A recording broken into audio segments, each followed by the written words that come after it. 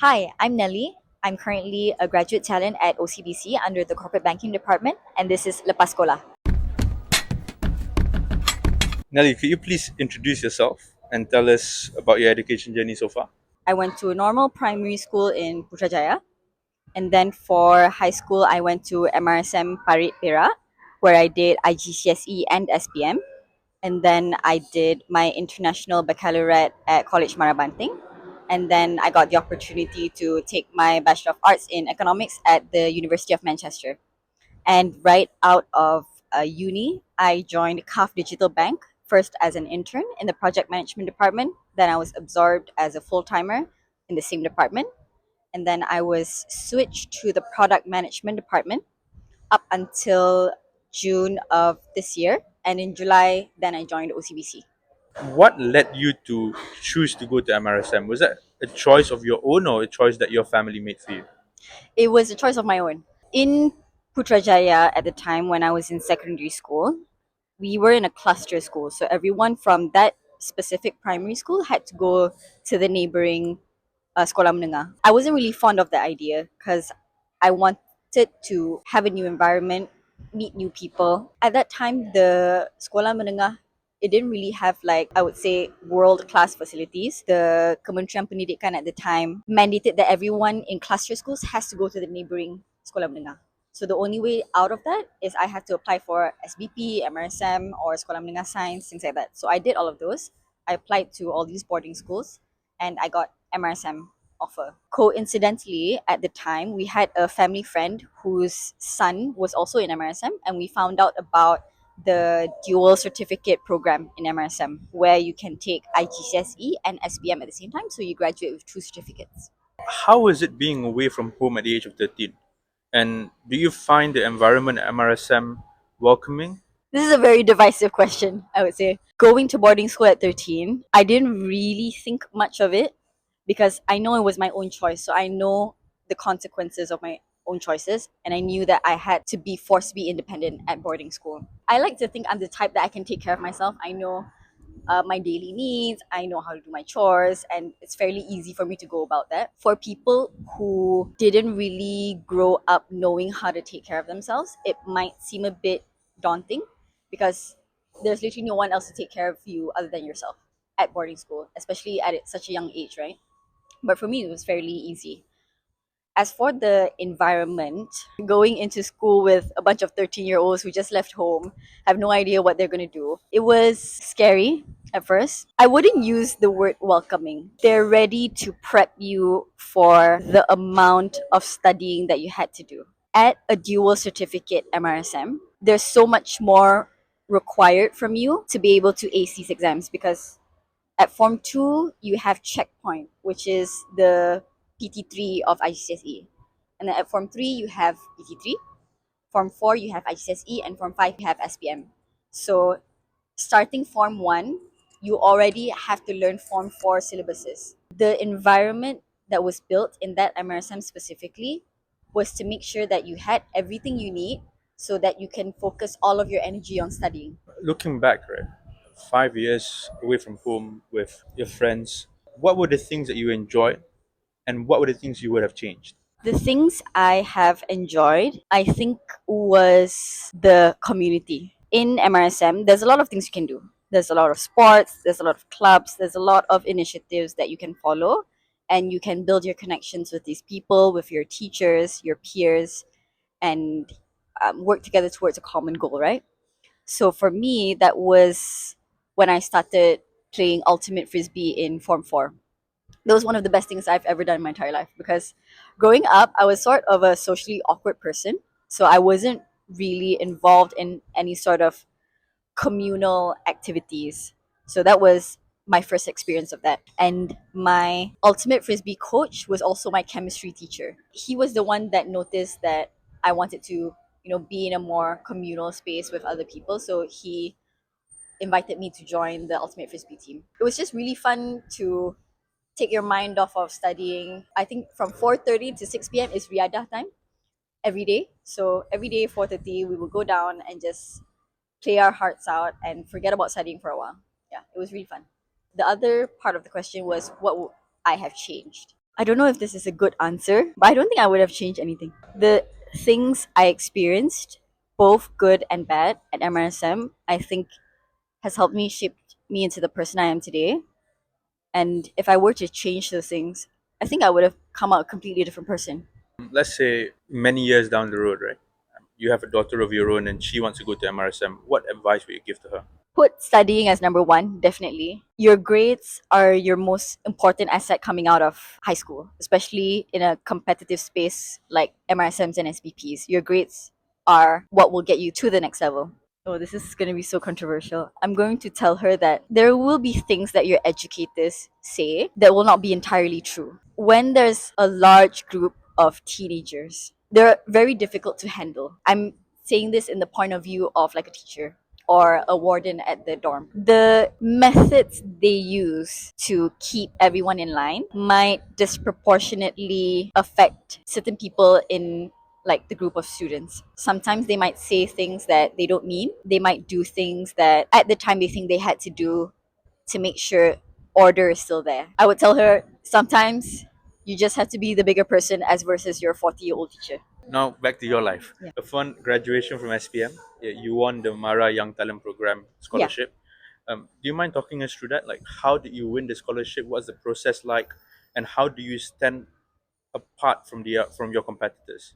Okay, so this is going to be a surprise for some of you. So I actually didn't apply at all for that scholarship. Okay. There was no process, there was no interview, no application process. So how I got awarded that scholarship was entirely based on my grades during IGCSE. So at the start of Form 5, when we got our IGCSE results, I remember looking at our batch WhatsApp group and they just sent out a list of names of people who won the scholarship entirely based on your grades from IGCSE. And this was the case for all of the dual certificate MRSMs. So long as you score above a certain threshold within your school, you were awarded that scholarship. I don't think this is the case anymore. I don't think they do this anymore. But at the time, that was how they did it. I was awarded that scholarship, but I didn't yet know which Mara college I was going to. So we had to take an aptitude test to determine whether we were more well suited for A levels or international baccalaureate. That was the only inkling of process that we had. But leading up to me getting awarded the scholarship, it was purely based on my grades.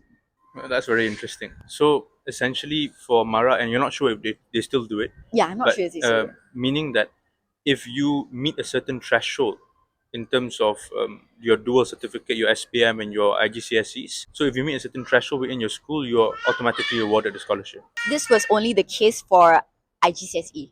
So we hadn't taken SPMs yet at the time, Yeah, right? So it was entirely based on your IGCSE results. Like I see. literally just that. So that means by Form 4, you would know. By start of Form 5. So Oh, start from 5, all right. we take IGCSE at the end of Form 4. So at the start of Form 5 when we When your receive our grades come in, IGCSE yeah. results, yeah. Okay. You did your aptitude tests and you ended up in College Mara Banting doing your IB diploma, that's International Baccalaureate. Yeah. Did MRSM prepare you well for KMB? No, Oh, it's different. it's definitely different. Okay, let's hear it. One is the environment and your daily life. It basically was just another MRSM. You had dorms, you had classes from 7 till like 2:30. You have Riada in the evening, and then you have prep at night, which is basically the same as MRSM. The second part is the actual syllabus, education, and teachers. So that was what was vastly different from MRSM. International Baccalaureate is a very academically rigorous syllabus. It teaches you to think beyond what your teacher says, beyond what the textbook tells you, and form your own opinions about what is being taught. As versus MRSM, most of the time you're being spoon fed information, to be honest. For IB, because of the nature of how the syllabus is created, which invites you to form your own opinions about what is being taught. The pedagogy and the educators also would take a different form than MRSM. So, because of the different things they had to incite in the students, the teachers, they also take a very different teaching style. They're a lot more open. Your classes become a lot more interactive and conversational. So, yeah, I think the syllabus, education, and teachers, it was very, very different from MRSM. Yeah, in a good way. There's obviously a strong opinion among some individuals that take on pre-university courses that say that the IB diploma itself is probably one of the toughest pre-university courses there is. Yep. Do you share the same opinion? Yes.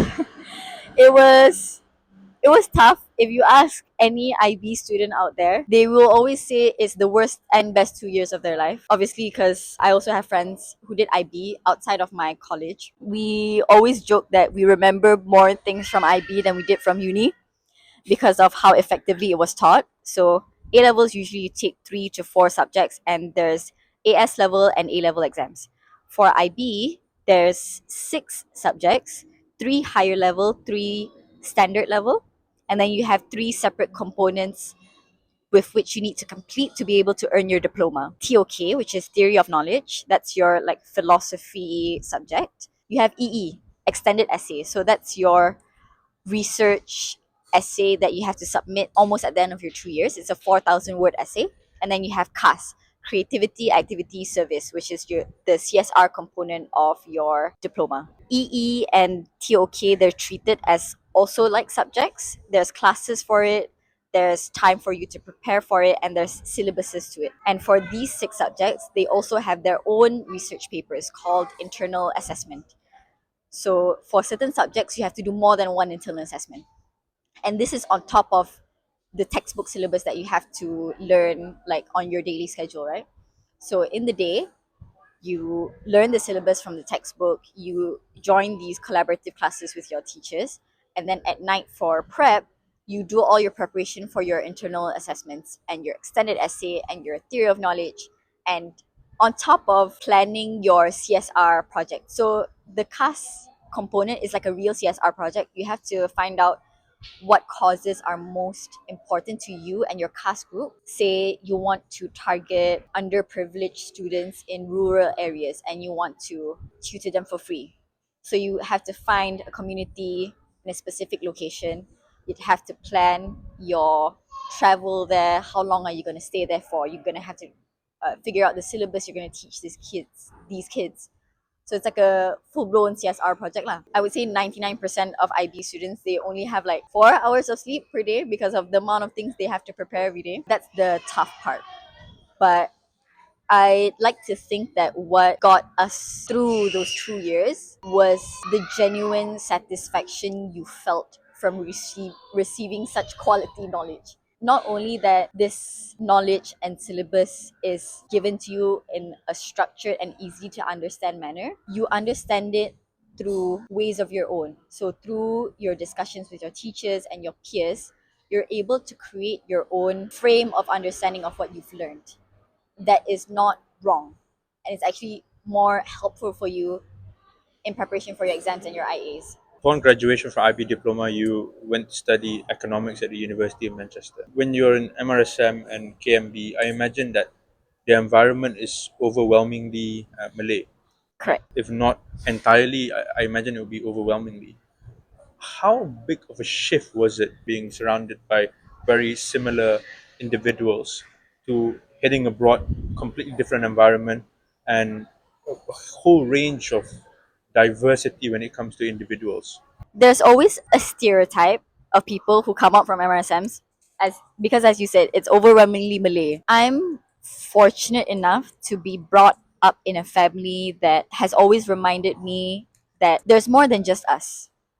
There are so many different people, so many different cultures and identities that you have to respect and learn how to integrate yourself into. I think the shift started when I was still in KMB. Okay, so KMB was an IB World School. So we were always invited to a lot of different like student activity events to network with students from other schools, be it another IB school or an international school or basically any other school in Malaysia. So in KMB, I started joining MUN, which was Model United Nations. We were brought together in that instance by virtue of having to achieve a common goal. So, despite our different identities, cultures, and backgrounds, we use them to our advantage and give our unique opinions and reach a common ground for us to be able to pass that motion. If you are the type of person who has always been open minded and know for a fact that there are different people out there, it's easy for you to integrate into these different cultures. What I did to help myself integrate with other people, other cultures, other backgrounds, is despite us coming from different backgrounds, there will always be some commonalities that you can find. It's either you play the same sport or you have the same interests, using those commonalities to start a connection and further learn about this other person and where they're from, how they were brought up, what do they think about the world, what do they think about studying, what do they think about certain political issues, for example. Using that as a stepping stone to help me understand these people was the way I went about integrating myself into the, I would say, diverse culture at university. When you first arrived in the UK, right? What were the major cultural differences? The different cultures and behaviors in people that I found that quite shocked me was Malaysians don't really understand. We're so much better students than international students, to be honest. In most of my classes, Malaysians definitely are the ones who perform better than, for example, local British nationals. We're a lot more outspoken, curious about the subject, and we're more courageous when it comes to asking questions, approaching the lecturer for like a talk outside of class. That was quite shocking to me. I didn't think that we would be the better performing students out of everyone. I don't think this is the majority. I think there definitely are some people who take their studies seriously and focus in class and do the work and achieve what they want to achieve. Because they're British nationals, it was easier for them to get into universities like University of Manchester. They didn't take it as seriously as international students do. So that was quite shocking to me. Like, I think international students, Malaysian students, because it was so much more harder for us to get there, we worked a lot harder. There's a prevailing argument that I think over time is becoming a bit stronger as well. That studying in the UK is studying abroad generally is a bit overrated. Meaning you can get the same degree, perhaps of the same quality, for much cheaper in Malaysia. So why go abroad? What's the plus point? I know this sounds rich for me since I study abroad, but I think studying abroad is definitely overrated. There's three aspects to this.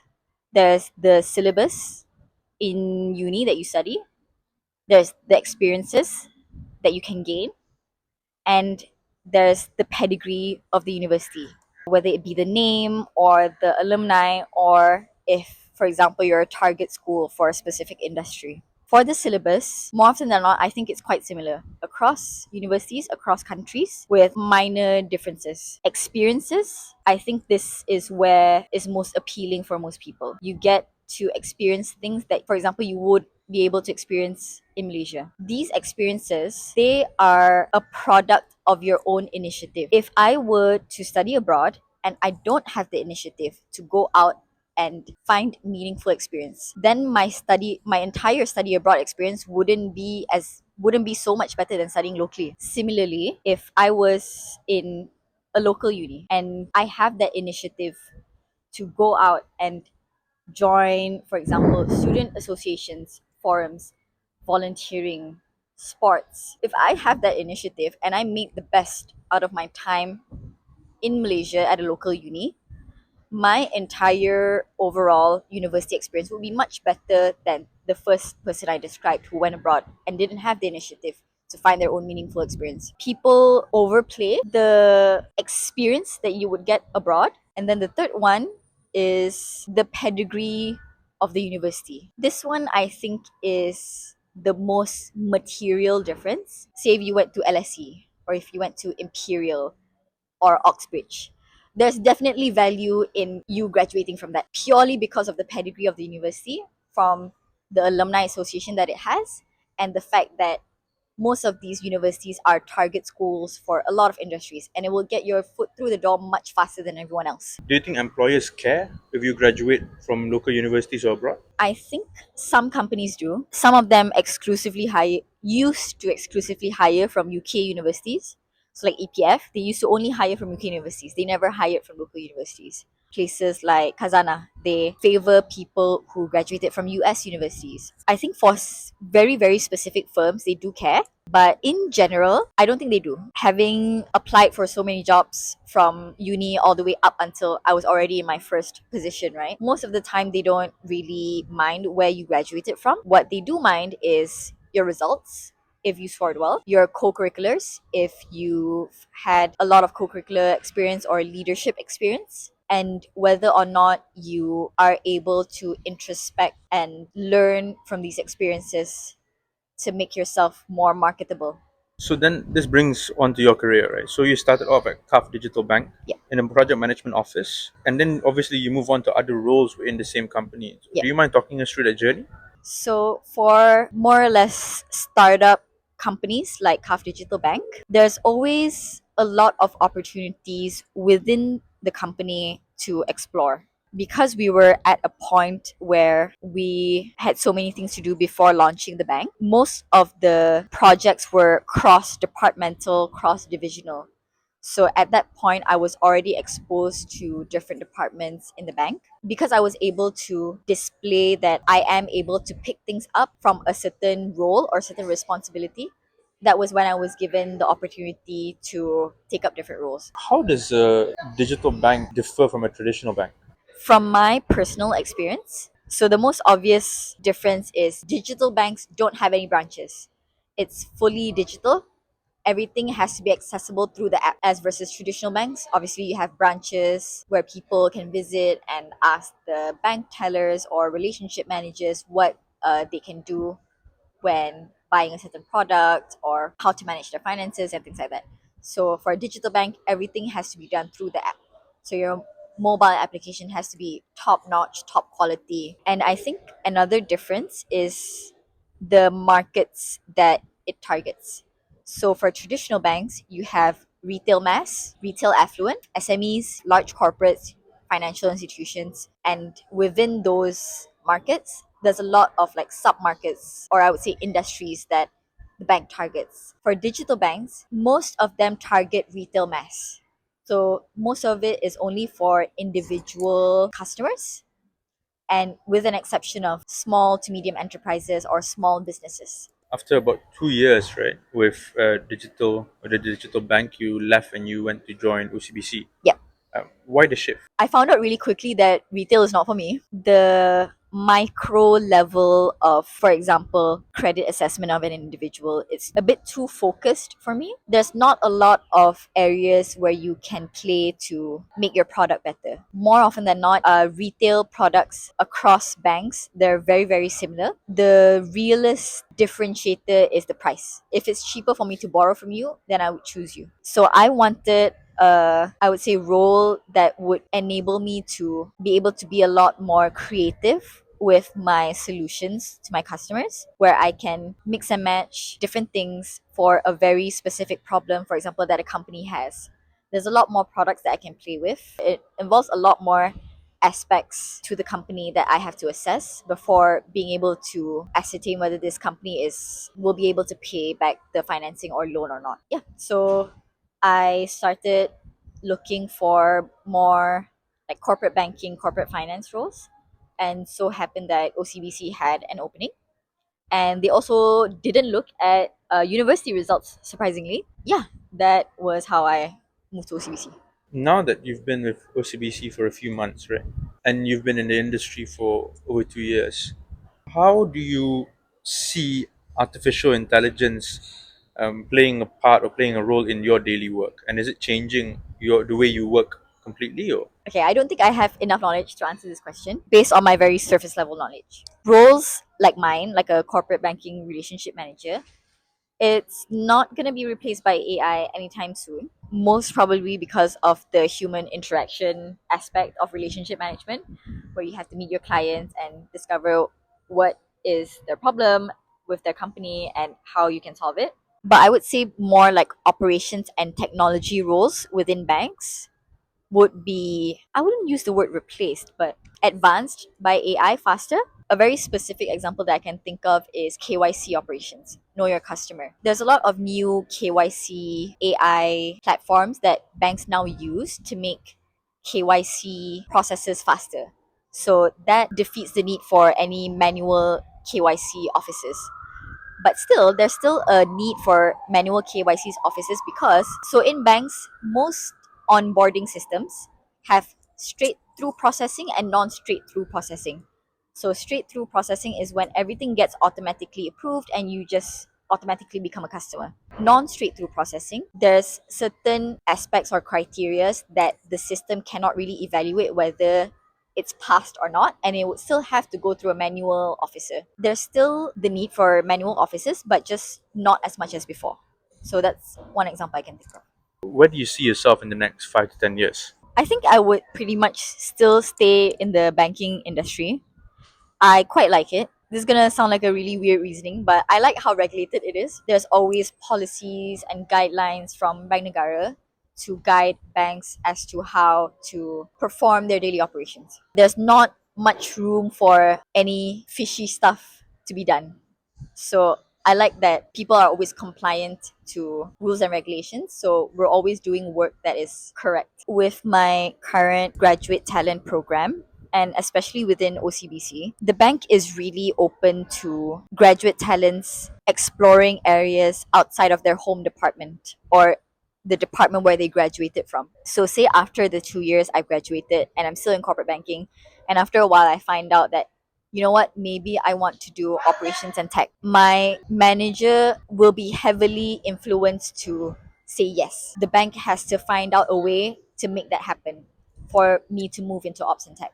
And after 2 years, if I want to move to something else, like it's allowed. Actually, it's encouraged by the bank for you to take up new opportunities elsewhere within the bank, either within different departments or even within different entities or even countries.